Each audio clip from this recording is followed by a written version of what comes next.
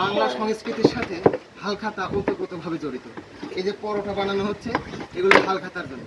আমাদের এলাকায় হালখাতার রেওয়াজ হলো পরোটা এবং মিষ্টি দেওয়া হয় বেশিরভাগ দোকানে।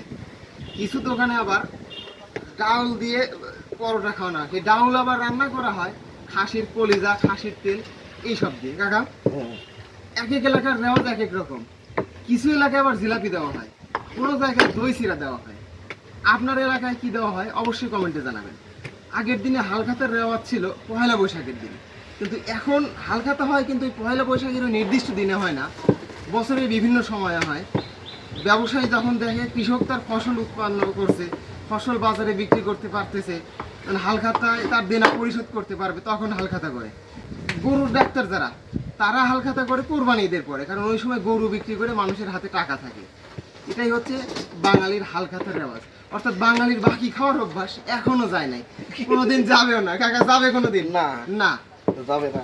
অনেকে আছে একবার বাকি নেওয়ার পরে দোকানের সামনে দিয়ে বছরে হাঁটে না, হালখাতার কার্ড দিলে তাও আসে না। এই হচ্ছে আমাদের হালখাতার রেওয়াজ। এই হালখাতার জন্য এত আয়োজন।